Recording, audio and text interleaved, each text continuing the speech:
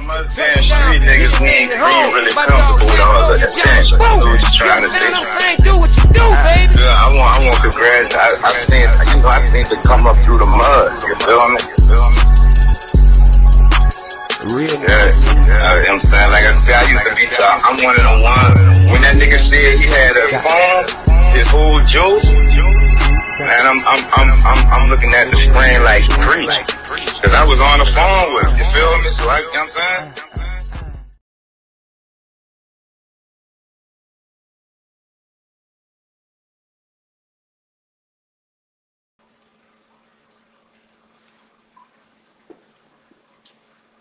Speaking of the general, you tune in to the podcast. Keep your body clean. Yeah. The sham, y'all. You heard me, so I had to let y'all get a little view of the visuals. You heard me. So this is my MLK tribute. I didn't get a chance to do it yesterday. It was a hectic day. You know what I'm saying? Getting ready for freeze and all that stuff.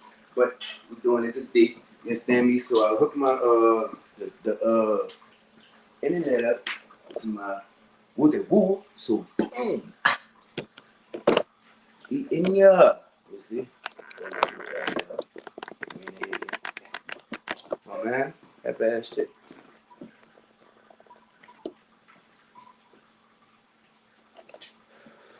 Well, y'all, let me get the visuals. You understand me? All right. So boom, you heard me like I said. You understand? I'm gonna just go over really you heard me? Some of his some of the stuff that they did on him. You understand? I know the speech is a little long. I'm gonna end it with the speech. You heard me? You know what I'm saying? Let's see.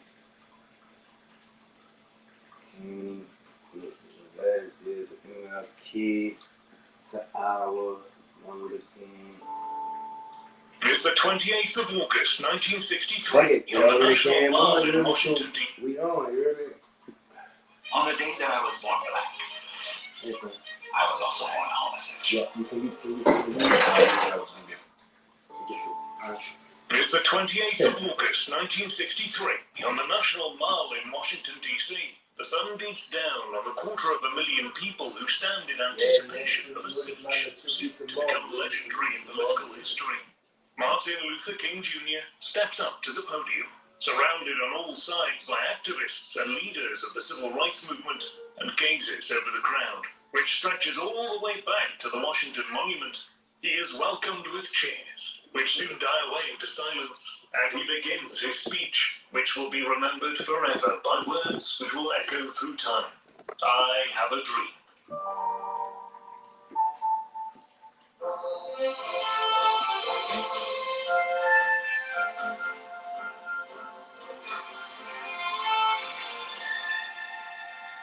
Oh shit! I don't get flags, so I'm gonna make noise during the intro and all that thing. You heard me? Before we begin, a quick word from our sponsors. The One world's on one, you heard me? It's number another general, 2 little podcast, you heard me? This shit gonna give me flags, you know what I'm saying? I gotta make something noise, I need my noise, you heard me? Shout out this shit, you heard me? Shout out all the team, you heard me? Like I said, you heard me? This the shit that's gonna give me flags, you know what I'm saying? I got a woo-de-woo, you heard me? So, this my tribute to Martin Luther King, you understand me? Shout out to Martin Luther King, like I said, you heard me? I ain't get a chance to do it before. Yesterday, I ain't get a chance to do it yesterday. Yesterday was kind of hectic, you heard me? But, you know what I'm saying? This is my shout out to him. It's my tribute to Martin Luther King, you heard me? I ain't trying to get flagged, you heard me? Michael Luther King Jr. on the 15th of January, 1929, in Atlanta, Georgia.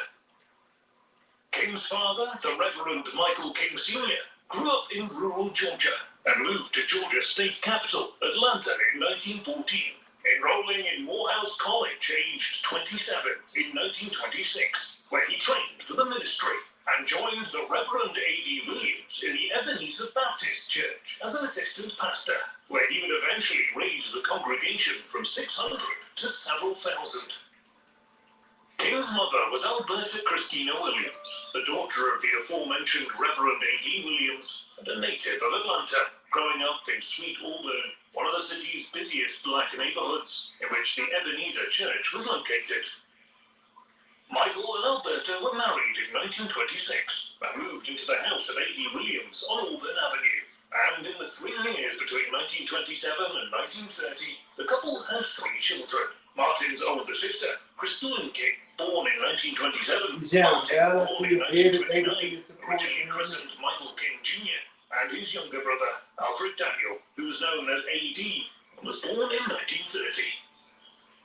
In 1931, Michael King Sr. took over as pastor of the Ebenezer Baptist Church following the death of Alberta's father, the Reverend A.D. Williams, and in 1934, King Sr. was sent Don't y'all notice how it be the others that's doing the documentaries and whatnot on us, whether it be our inside our past, our hood, our activists, it be the others, you know what I mean? We need more documentaries for us, y'all. When he returned home in 1934, he began referring to himself as Martin Luther King Sr. and changed the name on his son's birth certificate to Martin Luther King Jr. in 1957, when King Jr. was 28.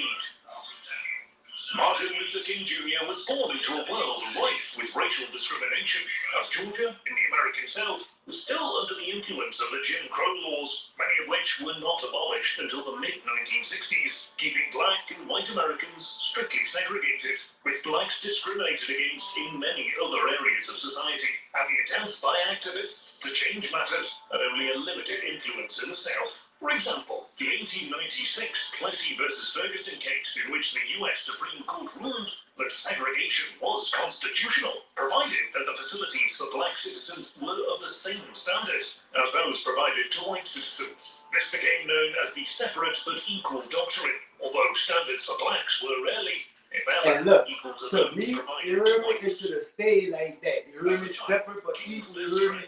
And the community should have put into the community, you heard me? Ain't no way we should have segregated, you heard me? I ain't speaking on no, you know what I'm saying, on no head, nothing. But we was best for us. With us teaching us is what's best for us. Us mentoring us is what's best for us. Us looking up to us.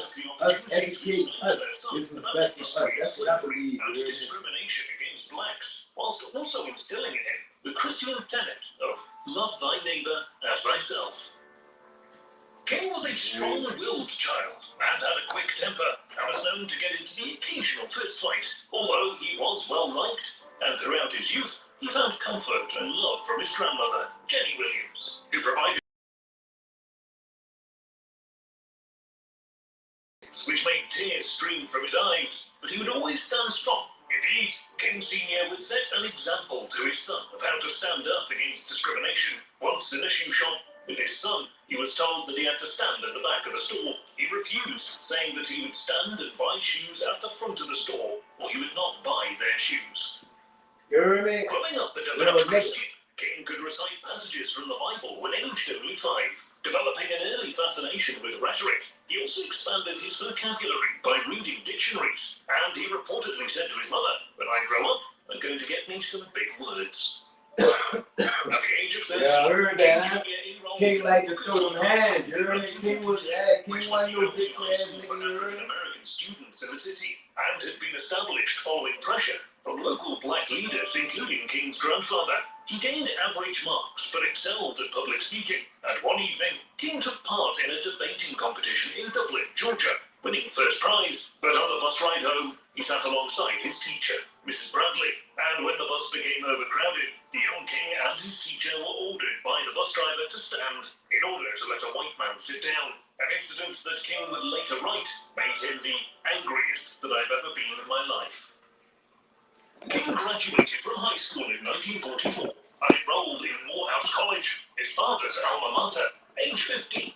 Although King didn't have a clear idea as to what he wanted to do following college, he was known for his first-class public speaking abilities and had been part of the school's debating team, although initially he held only a moderate commitment to his studies. But one summer, King worked on a tobacco farm in Connecticut, a northern state which did not maintain segregation, and had his first taste of a more equal society, which instilled in King a want for equality of treatment between citizens. Traveling home, King changed trains in Washington, D.C., and whereas in the north, King had been able to sit anywhere he wished, the second leg of his journey, King was forced to sit in a blacks-only area of the train, an experience which added to his growing sense of injustice.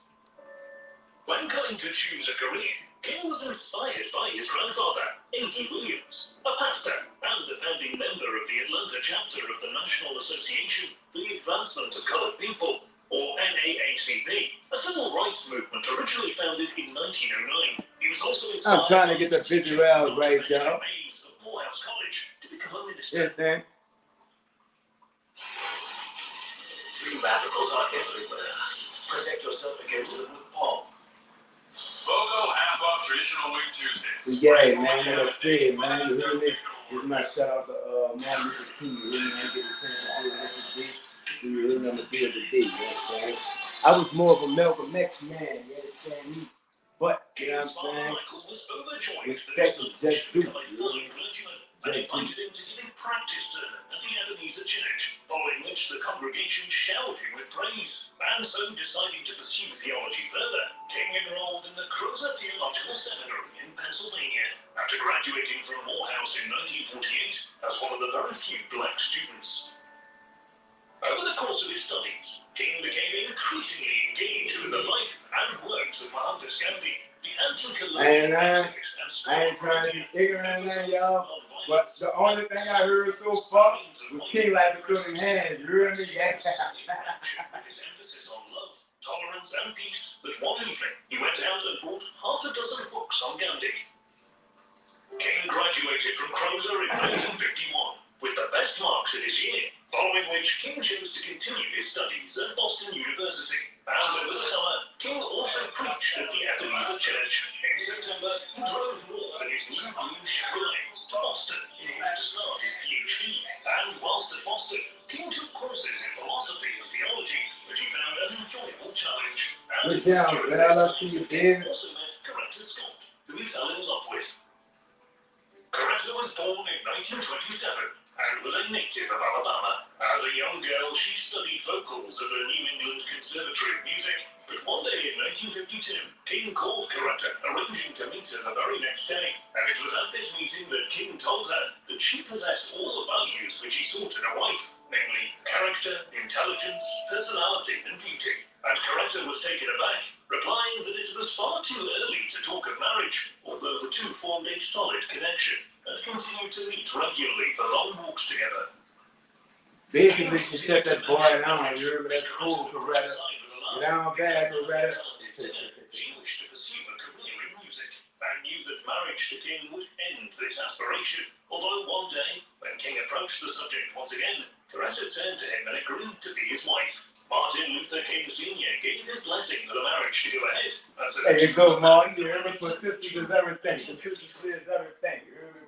Toward the end of his PhD course, King was flooded with offers of employment from both Boston University and Morehouse College. And although tempted by the offers, he instead decided to join the ministry. King subsequently applied for the position of pastor in the Dexter Avenue Baptist Church in Montgomery, Alabama, giving his first sermon at the church in May 1954, where his eloquent and academic style was very well received.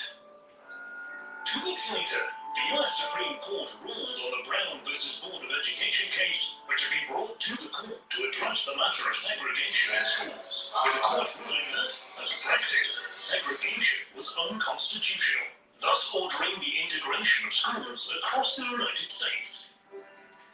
As a dedicated pastor, King would wake at 5:30 a.m. to write his sermons for the Sunday service, whilst also completing his PhD dissertation, which he submitted in June 1955, and in the title, The Reverend Dr. Martin Luther King Jr. And his settled and happy life would become even happier when in November, King and Coretta welcomed their first child, Yolanda.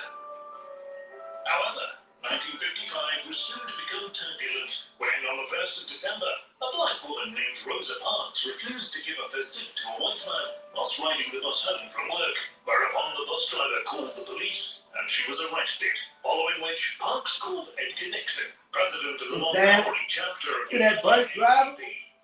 See, if as I ever see your grandson out here, you heard me? One of the first pupil Nixon called was Martin Luther King Jr., who was one of the most prominent black clergymen in the city by this time, and they convened a meeting the next day, Friday 2nd of December, at which it was decided a boycott of all buses would be called, set for December 5th, with ministers spending the weekend encouraging this was unity, you hear me? That was coming together as one, you hear me? The people walked, man, you hear me? Together, you hear me? For one woman. One woman struck that whole movement, you hear me? It only takes one, you hear me? As well as the practical matter of how people would get to work, reasons that could potentially destroy all possibility of a boycott. King pulled back the curtains of his living room to see silent bus stops and empty buses rolling past his house. The boycott, despite all his fears, had been a success, and so, in light of this, the same evening a meeting was convened and the Montgomery Improvement Association, or MIA, was formed, which decided that the boycott should be continued until the bus companies employed black drivers, allowed black seating to be protected, and ended the abuse of black passengers. The protesters were encouraged by the King to remain peaceful and to endure the abuse leveled against them without responding in kind, and so the boycott continued, and concerned city administrators tried their hardest to force an end to the movement, attempting to arrest taxi drivers for offering protesters lower fares, the same price as a bus ticket for wherever they needed to go in the city. But King responded and circumvented the city's ploy by organizing a call. And look, you hear me? I want to thank y'all, you hear me? On my little nephew, I had wished him a happy birthday. I don't know if y'all can see, you hear me? That's 133 likes and 248 comments, you hear me? Shout out to y'all, man.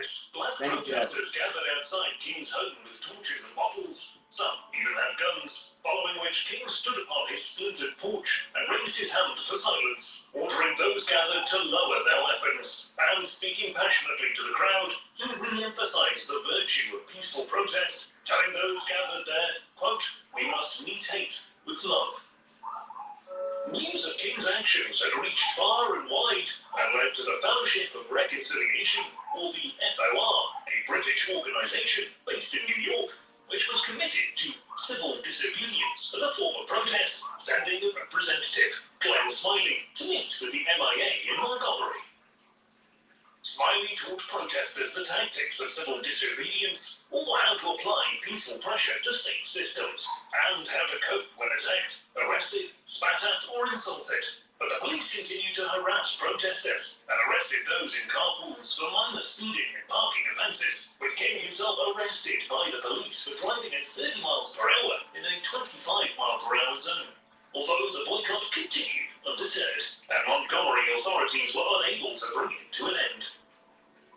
On the 4th of February 1955, the MIA decided to take the case of 4 black women to a U.S. district court, which differed from state courts in that they ruled on violations of federal and not state law, and thus had a better chance of backing the pleas of black citizens in the South. The 4 women had been discriminated against on buses, and the MIA wished to use their plight to force a legal end to segregation on public transport, knowing that if the case got to the U.S. Supreme Court, it could end the practice nationwide.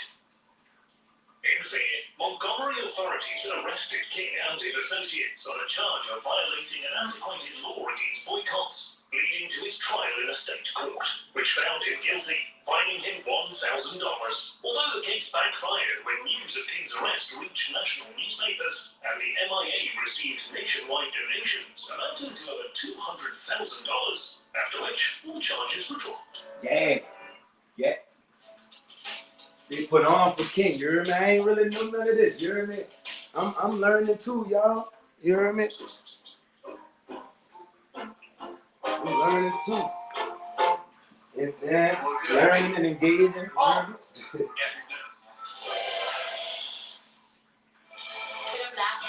But like I say, man, shout out to Martin Luther King, you hear me?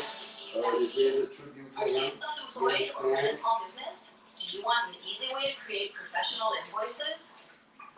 On the 20th of December 1956, the Supreme Court ruled on the MIA's case, banning segregation of buses and public transportation across the US. And 381 days after Rosa Parks refused to give up her seat, segregation had been ruled unconstitutional, which was a massive win for King and the MIA, which demonstrated the power of sustained, peaceful, non-violent civil disobedience.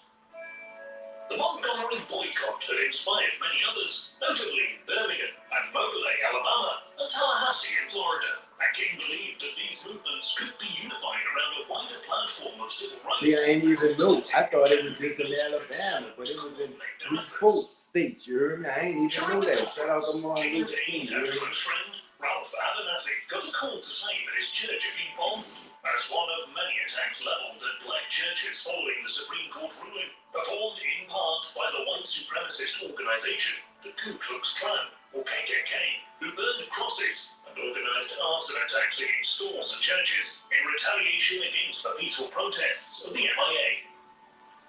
When they learned of the attack, Abernathy and King left Atlanta and headed back to Montgomery, although they made sure to call another meeting in New Orleans before their departure. This second Y'all heard that, huh?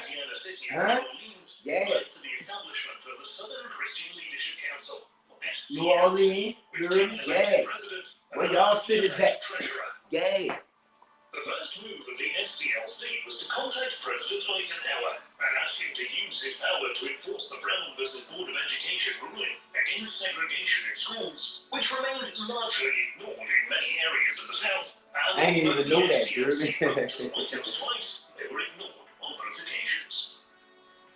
Following this rebuff from Eisenhower, the SCLC were invited to a joint NAACP and trade union-led prayer pilgrimage for freedom, which was organized by A. Phillips Randolph and Roy Wilkins, to which King agreed, and the SCLC joined the movement, planning to march on Washington, D.C. on May 17, 1957.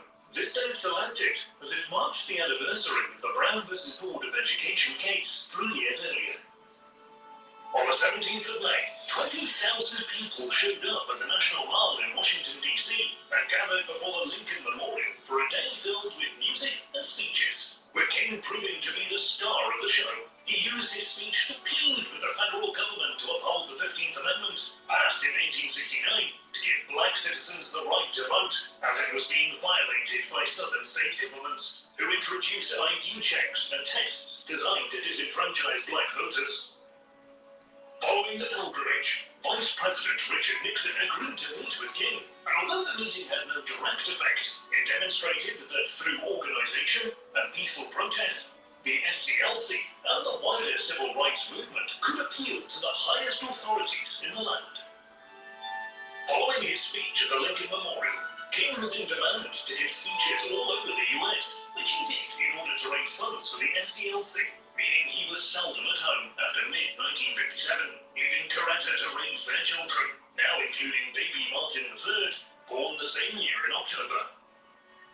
During this time, King did find time to write his first book, entitled Strides Toward Freedom, The Montgomery Story, which was published by Stanley Madison, an early white supporter of the civil rights movement. And following the publication of his book, King embarked on a book tour designed to raise funds for the civil rights movement. However, in 1958, when in Harlem, New York, he was stabbed by a black woman, Isola Curry, who approached him at his signing table. Damn, I ain't even know that. Martin Luther King. When he replied yes, she plunged a steel letter opener into his chest.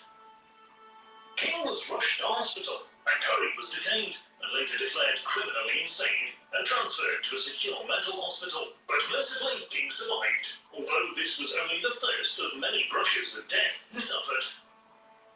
In 1959, when a I ain't even know that, Jeremy. organization who offered to pay for him to visit India, King Jr. and Coretta embarked on a month-long trip to the country, meeting with Prime Minister Nehru, who had been a close friend of Gandhi, and whilst there, he placed a wreath at the tomb of his hero, who was seen as the very heart of the non-violence movement, and was now widely championed by civil rights activists in the US. Upon his return to the US later in 1959, King was informed that the SCLC was almost bankrupt, leading him to immediately undertake a speaking tour to raise emergency funds, with the realization that without its direct leadership, the SCLC would be unable to flourish.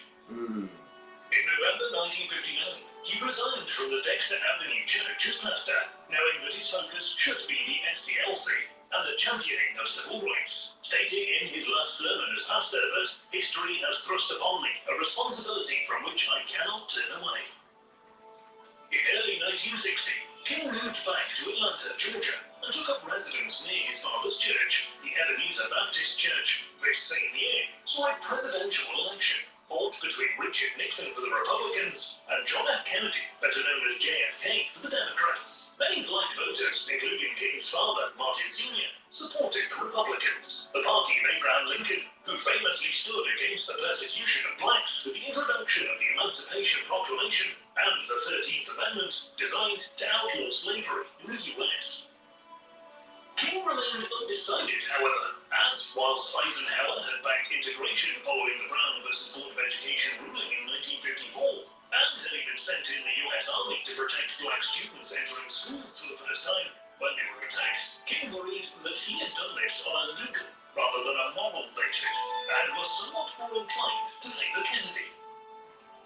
JFK, as a presidential candidate, requested a meeting with King in mid-1960, to which King agreed, but informed the Democrat campaign that he would also seek a meeting with Nixon in order to remain balanced between the two parties. Although on learning this, Kennedy's campaign called off the meeting, fearing that it would boost Nixon's already high poll in the black community.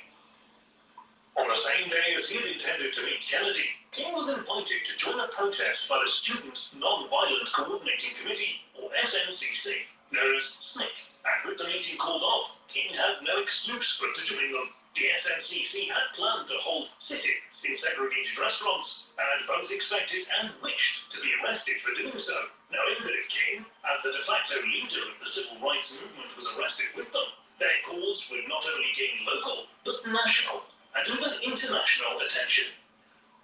Before we continue, another word from our sponsor, Babbel, the #1 app for language learning. Hey, so look, this is the part that be getting me, you know what I'm saying, banned and all that, and restricting the woo, that this should be tagged and all that. We just do so. I'm talking my shit. You hear me? This is my tribute to Martin Luther King. You hear me? I ain't get to do it. I ain't get to do it. I ain't get to do it earlier. You hear me? So, it's bad. I'm doing it right now. You hear me? I'm trying not to get banned and restricted because this be the legal part with this sponsor. King and several other campaigners traveled to Rich's restaurant in Atlanta, Georgia, and were refused entry. They remained in place, and the police were called, with all protesters, including King, arrested for trespassing. But William Hartsfield, the mayor of Atlanta, one of only a few progressive administrators in the South, was appalled to learn that King had been interned in one of his jail cells, and Hartsfield used his influence to get all the charges dropped against the protesters, although the offense King was charged with remained. This script of Sammy's was incredibly impressive. I mean, you know, he did what he could do, you hear me?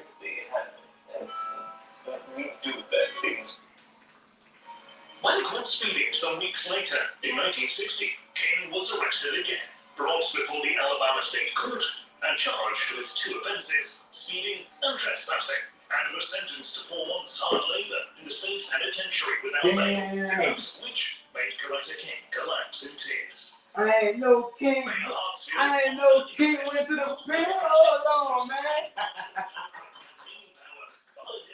I ain't no king went to the pen. Fearing that involving himself in a controversial ongoing court case might threaten his election campaign. Instead, John Kennedy telephoned Coretta to express his sympathies at the verdict. Robert Kennedy, the younger brother of JFK and a trained lawyer, was able to help King, which he did when the future Attorney General called the judge presiding over the King case and reminded him that on minor offences such as these, it was illegal to refuse defendants bail. You heard me? This argument, See, that's why they was on the Kennedy's ass like was that. released on bail, and this, coupled with the news that JFK Yeah, King. Yeah, see, that's why they was on the Kennedy's ass like that, you heard me? And that's why they was on King ass like that, you heard me? Because they always kept it real with each other, you heard me? Black and white, You hear me? They ain't seen no color or nothing, you hear me? They saw wrong being done, you hear me? And they stepped up because they knew that they needed to step up, you hear me? That's how it's done, you hear me? After the 1956 ruling of the Supreme Court, and the freedom riders soon attracted a great deal of public attention, much of it highly negative, with many protesters beaten and attacked by white passengers and civilians visiting wherever they wished on buses. Kennedy, now president, was faced with a predicament. He could either use the power of the federal government to uphold the ruling of the Supreme Court, or leave matters to state governments, knowing that the former, if undertaken, would pose a significant threat to his support in white southern communities. Robert Kennedy, Now, see, if you think that's small mind, you're going to be mad at that. But at the same time, that man did what he had to do to stay in power because he knew it was bigger than that. Now, y'all can take that as racist, you petty, and all that stuff, you hear me? But y'all gotta, you know what I'm saying? Y'all gotta think about the bigger picture just like he did, you hear me? He knew it was bigger than that, you hear me?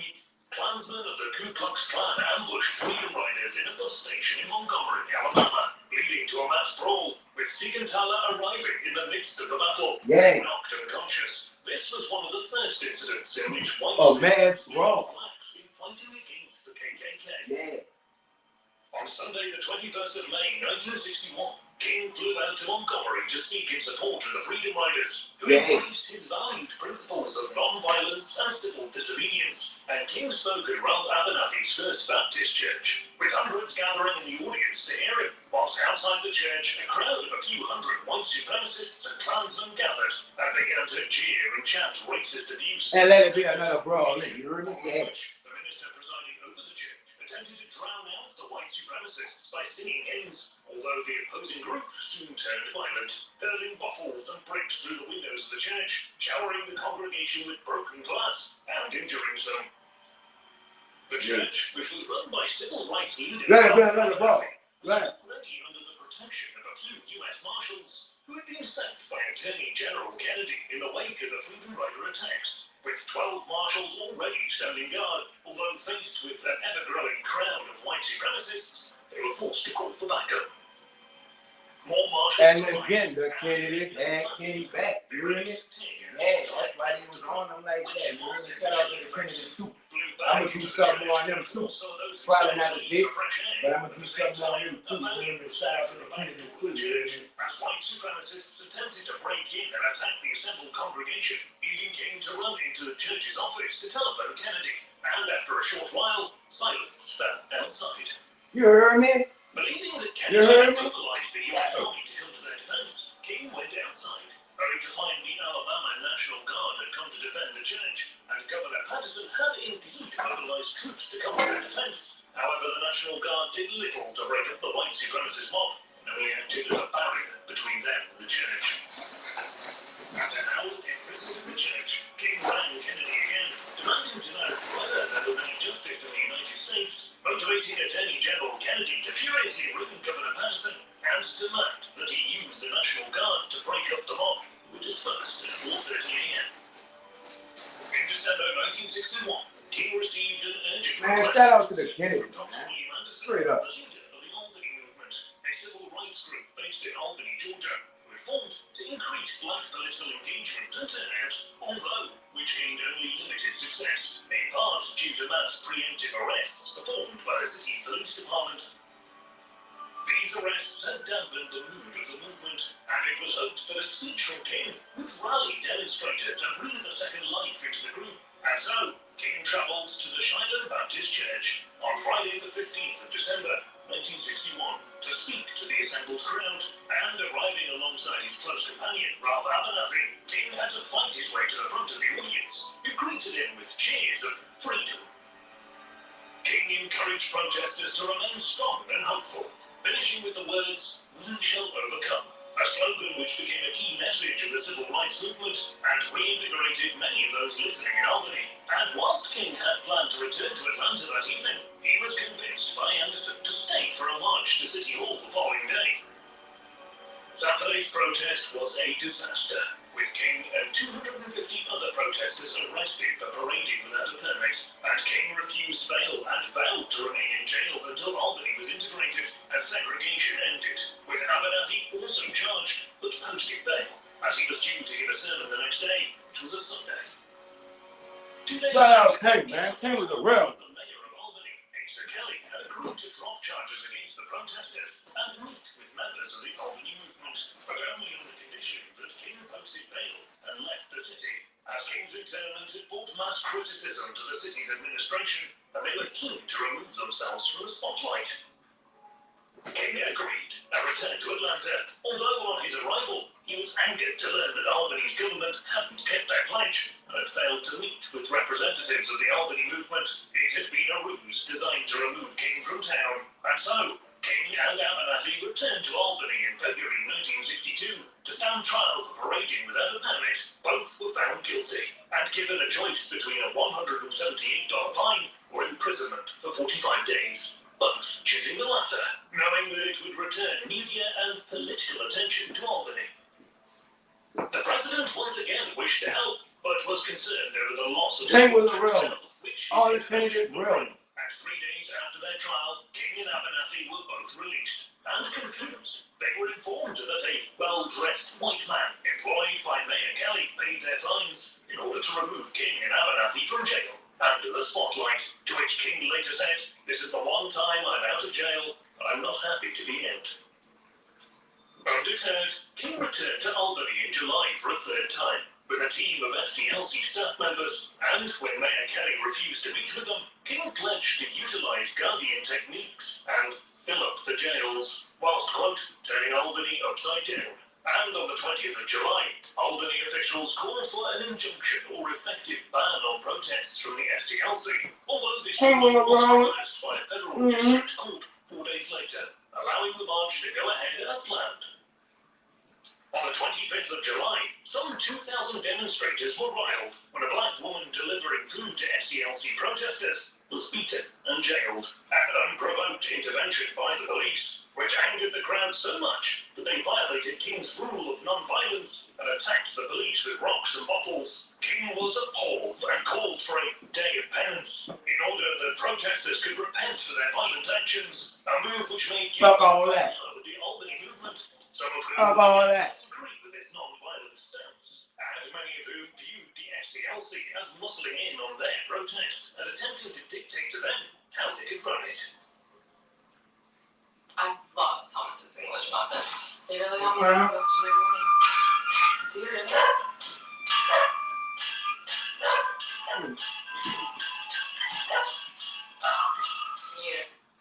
In light of this, King and Abernathy planned to leave Albany and held one final prayer meeting outside City Hall the evening before their departure.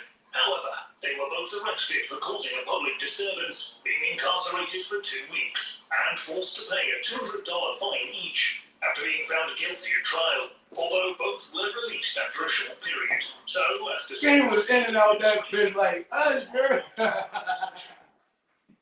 When King and Abernathy left Albany, it was as segregated and divided as it had been before their arrival, with King next traveling to Birmingham, Alabama, and although Albany had been a failure, King was motivated to make his next protest a success, designed to gain the attention of the federal government and the president, who had so far remained indecisive about aiding the civil rights movement. President Kennedy had introduced a civil rights bill to Congress, although his support for it was short-lived, and its passage had been highly limited in its success, a matter which King was eager to address, hoping to motivate Kennedy into introducing a new bill and maintaining support for it. In early 1962, King and his associates planned a new movement. King was messy ass. Impossible to and one which was appealed to the president in particular, making sure to stage the King was messy gay. Alabama, commonly acknowledged as the most segregated city in the United States. Staging a protest in Birmingham was a risky venture, as it was home to a large number of Ku Klux Klan members and had been the site of several white supremacist bomb attacks, giving the city the nickname Birmingham. Coupled with this, the city's government remained wholly opposed to integration and was willing to use violence to demonstrate their opposition, a doctrine championed by Eugene Paul Connor, the Public Safety Commissioner, known for abusing and arresting blacks for no apparent reason. And the safety commissioner was on that type of time. To a peaceful civil rights protest would demonstrate their plight to the rest of the nation and to the president, calling this new movement Project C for confrontation and planning to begin on the 3rd of April 1962, the height of the Easter shopping season. Birmingham remained in an odd political situation as a new mayor, Albert Baldwell, had just been elected. The post also contested by Bull Connor, who subsequently brought a legal challenge against Baldwell, which meant that whilst the court was reaching a verdict, Birmingham had effectively two governments, with Connor still in command of the police. During the first week of protests, Connor made 102 arrests against protesters, following which their numbers would diminish, as few wished to risk arrest and persecution at the hands of the police in such a hostile city, and this threat was coupled with the ever-present fear of attack from the Ku Klux Klan. Birmingham remained quiet for several days, and reporters who had arrived expecting headline news began to pack up and leave, with King fearing that the protest had been another failure after the events of Albany. But salvation came when a court issued Bull Connor with an injunction against further protests by the SCLC, meaning that if protesters from the organization demonstrated, they would face instant arrest, giving King the perfect opportunity to be arrested himself, bringing headlines and national attention back to Alabama. King called an immediate press conference and informed the media that he would be leading the march on the 12th of April, Good Friday, stating, "I am prepared to go to jail and stay there as long as necessary." And on Good Friday morning, King led 50 protesters out from the SCLC's offices in Birmingham and began to lead them toward City Hall, but he was soon arrested and interned in a police van, an event captured by photographers and soon splashed all over the front pages of national newspapers, successfully bringing hopeful and much-needed attention back to the plight of protesters in Alabama. Coretta was disturbed to hear that her husband had once again been arrested, a feeling exacerbated by the birth of their fourth child, Bernice, only 2 weeks earlier. And whilst King This was a real couple. quickly in touch with He out there getting arrested, being mama at home with the baby tripping and stressing. Coretta telephoned to the White House. President Kennedy called her back the following day and assured her that her husband was well and that he was working to get him released, following which King was let out of solitary confinement and allowed to call his wife. 8 days later, King and Abernathy both posted bail and were released from prison in order to consult with their lawyers. I did not know. Trial set to happen. I did not know that Kennedy and Martin knew fucking each other like that, dumb man. Like I said, I'm gonna do something on the Kennedy spot. Shout out to Kennedy, you heard me. Shout out MLK, shout out the whole civil rights movement. Although I do not agree with the segregation thing and all that stuff, and you know, all that. Shout out to them. They went through it. They went through the struggle. You gotta respect the struggle. You gotta respect it. If you get through the struggle, you heard me. If you don't respect that, if you don't respect the big dog, you know what I'm saying?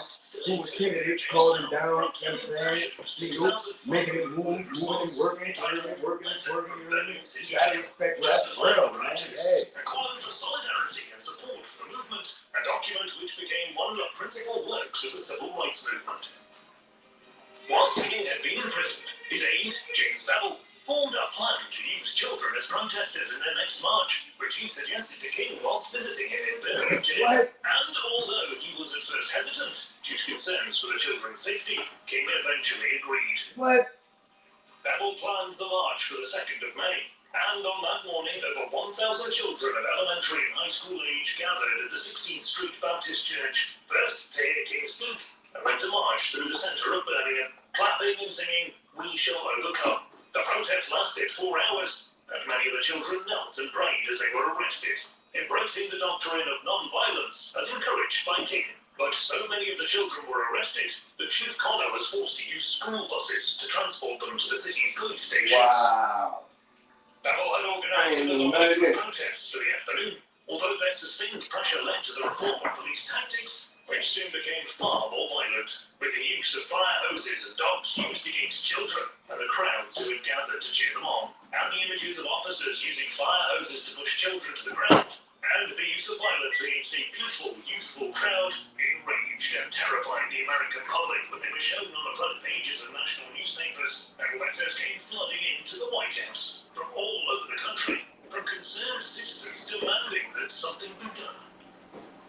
Attorney Attorney General Kennedy sent a representative, Burke Marshall, to Birmingham to address the situation, which had become more volatile after the children's protest, which had breathed new life into Project C, with thousands of protesters turning out to march in outrage at the violence the city employed against their children. This weight of pressure was too much for Birmingham's officials, and they announced that they would be active in promoting and supporting integration.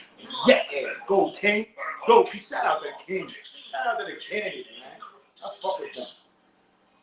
There followed an uneasy peace, with Paul Connon calling for all white citizens to boycott stores who embraced integration. The situation grew worse when on the following night, around 1,000 KKK Klansmen gathered outside of the city and proclaimed that both the protesters and the city's government were responsible.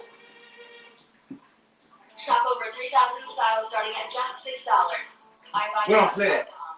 Ain't never gonna play that. Never played that down here, and we never gonna stop. You hear me? Yeah, we be at war with each other, and we understand we gotta get it right with each other, but I guarantee you understand. Yeah.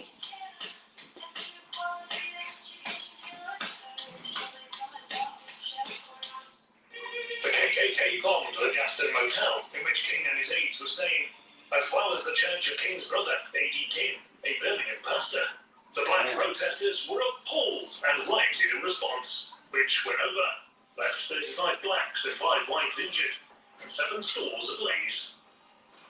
Kennedy was fearful that this violence could erupt around the US and made a speech in which he threatened to use federal force, including the US Army, to restore order if needed, which had the intended effect and calm the situation in Birmingham. And the scenes there proved to be a turning point in the civil rights movement, with ever greater numbers of people turning out to hear King speak and to attend marches, thus attracting greater attention from President Kennedy and the federal government. On the 11th of June 1963, Governor Wallace of Alabama defied the Supreme Court ruling and blocked 2 black students from entering the University of Alabama, even standing in person outside the doors of the university. And upon learning of this, President Kennedy took command of the Alabama National Guard, with their commander approaching Wallace and ordering him to stand down on behalf of the president, which he did. But the university was the last to integrate the U.S. The brutality of the public and the beliefs against protesters in Birmingham convinced President Kennedy that he had to act in little warm little snack, yes, and he's a warm little snack.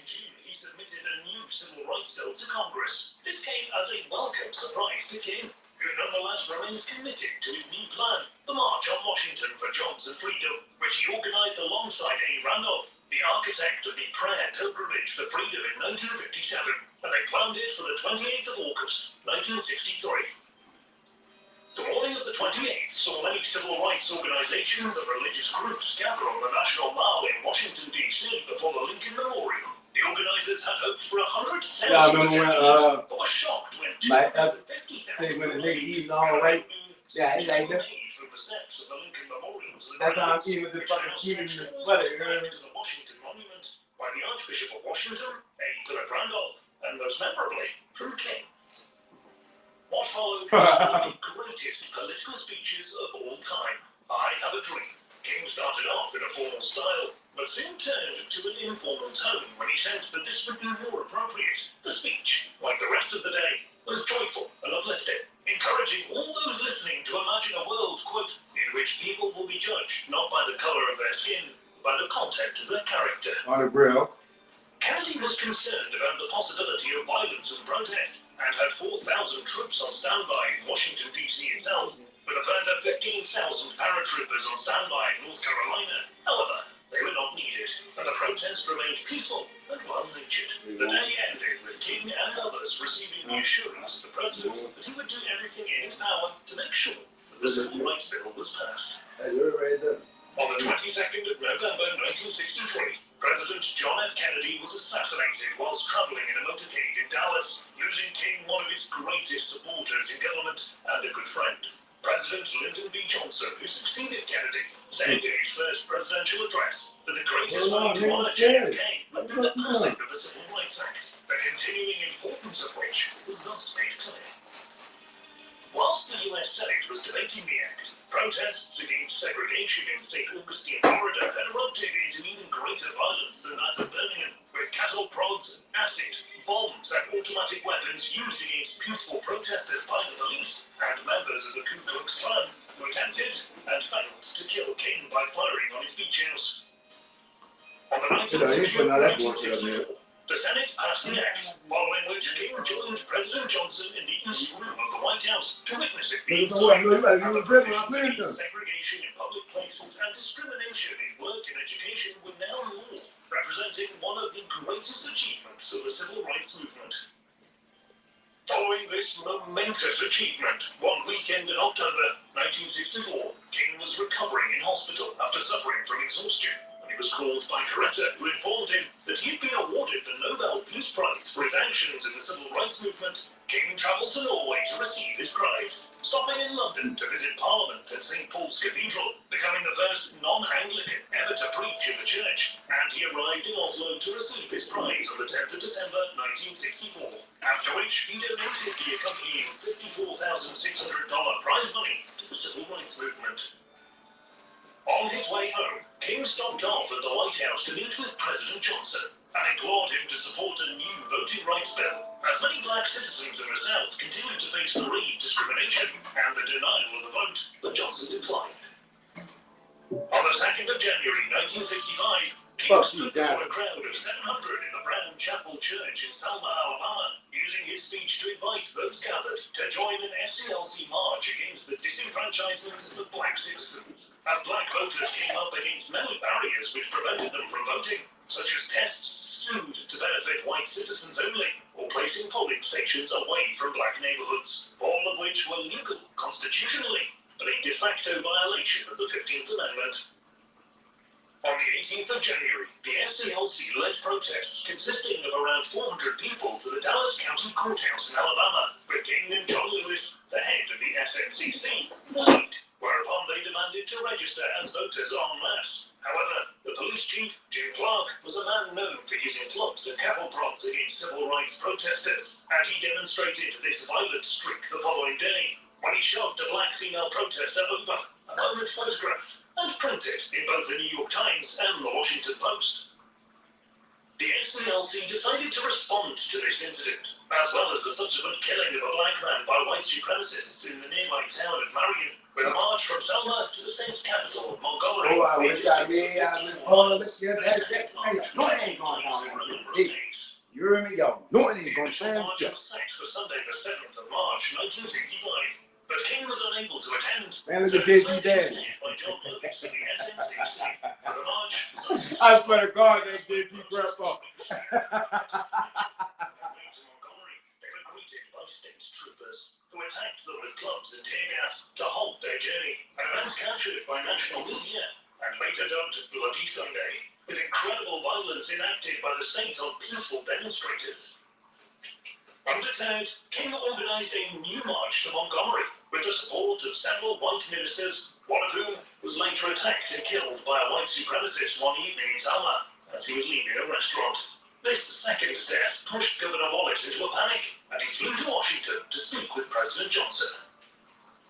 Johnson condemned the actions in Alabama as an American tragedy, and on the 19th of March announced that he would introduce a new voting rights bill. And when introducing the new bill to Congress, Johnson quoted King, stating that as a society, Americans shall overcome the racism which had thus far dominated it. The reference reportedly brought a tear to King's eye as he watched the president speak. The second march from Selma to Montgomery was planned for the 21st of March and set off with a significant crowd of black and white protesters, supported by the Jewish Theological Seminary in New York. The protesters camped by the side of the road and shared food, stories, and solidarity with one another, reaching Montgomery on the 25th of March, 1965. On arrival, King gave a speech from the steps of the Montgomery Capitol building, joined by Rosa Parks and other civil rights leaders, following which he delivered his petition against black disenfranchisement to Governor Wallace's office and made plans to leave the city with haste, for fear of retribution from white supremacists who had already reportedly made plans to have King assassinated. However, the day was not without tragedy, as within part of the carpool organized by the SCLC to get protesters out of Montgomery and back to Selma, a woman named Viola Leitzer was traveling towards the city along Route 80 when she was rammed and shot by members of the KKK, being killed instantly. Many cited the march to Montgomery as the high point of the civil rights movement, with thousands in attendance from many different racial, ethnic, and religious backgrounds, in a move which demonstrated the mass support in some areas of the American public for voting and civil equality. Not all in the civil rights movement felt the same way, however, and a new movement led by Stokely Carmichael became ever more influential, known as Black Power. It unofficially supported the use of violence against the police and state authorities, believing King's approach of non-violence to be ineffective. But this new strand of violence weakened the civil rights movement as a whole, which, until the violence of Black Power in Watts, LA, and other areas throughout 1966, had seen an increasing level of support from many areas of American society. Get ready for new Atlanta energy. Love and Hip Hop Atlanta, all new tonight at 8.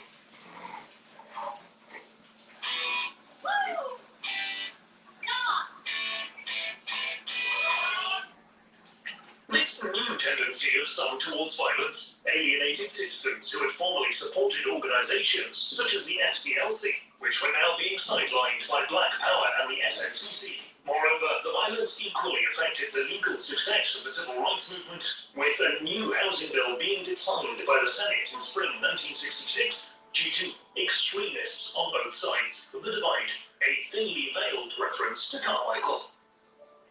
King was depressed and upset that his message of non-violence was beginning to falter, although he remained committed to the cause regardless, forming a new campaign known as the Poor People's Campaign, or PPC, which committed itself to eliminating poverty throughout the US for citizens of every color.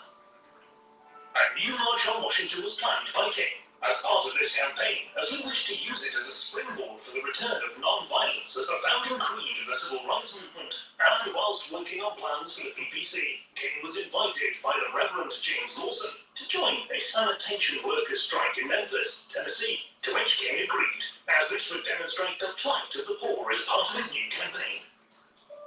King addressed a crowd of 15,000 in the Memphis Mason Temple on the 18th of March, 1968, and although only planning to spend a single day in Tennessee, King was invigorated by the crowd, who embodied his message of peace and non-violence in a manner which reminded him of the pre-Black Power period of protest, and, vowing to return, King flew back to Memphis on the 3rd of April, 1968, intending to hold a non-violent march in favor of better working conditions and protections for black sanitation workers. He checked into the Lorraine Motel in a black neighborhood of the city, alongside aides and his close friend Ralph Abernathy, and speaking that night, King encouraged workers to persevere in a non-violent and peaceful manner, stating, "I've looked over and I've seen the promised land. I may not get there with you, but I want you to know tonight that we as a people will get to the promised land." Later that evening, King stepped out of his motel room, which he shared with Abernathy, onto the balcony of the Lorraine Motel, whereupon he was shot in the neck, and Abernathy ran out to find his friend unconscious and bleeding. King was rushed to hospital. The doctors were unable to save him, and he died at 7:05 p.m. on the 4th of April, 1968. That's fucked up. You hear me? King's killer, James Earl Ray, was an escaped convict from the Missouri State Penitentiary. Yo, who upset, boy? From the building opposite the motel, but he was subsequently caught by the FBI and sentenced to 99 years in prison. And President Lyndon B. Johnson, on hearing of King's death, declared a national day of mourning, with riots erupting in response in cities such as Washington, D.C., Baltimore, and Detroit. King's funeral service was held at the Ebenezer Baptist Church in Atlanta, attended by Jackie Onassis, the widow of JFK, Robert Kennedy, and Vice President Hubert Humphrey, on behalf of President Johnson.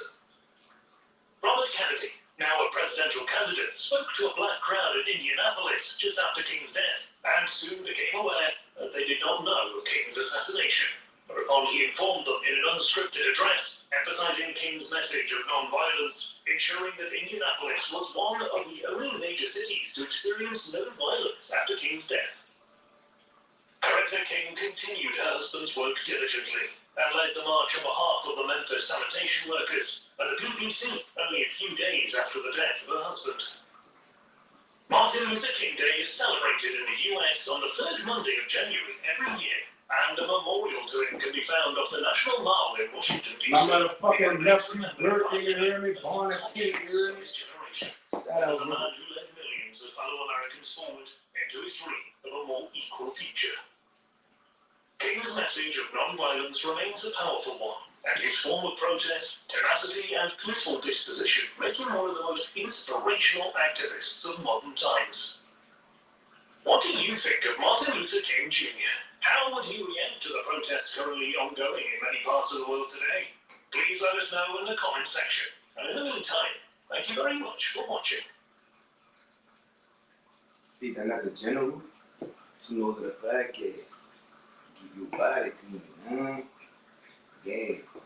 You gonna do a little moment of silence for Martin, you hear me? Then we gonna be up out the chair, you hear me?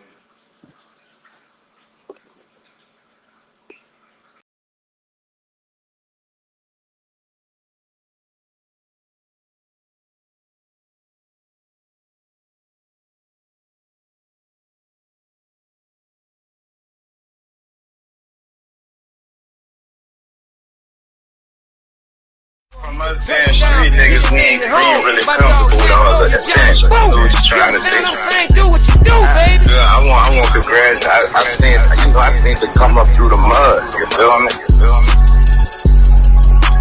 Real Yeah, you know what I'm saying? Like I said, I used to be top. I'm one of the ones. When that nigga said he had a phone, his whole juice, man, I'm looking at the screen like preach.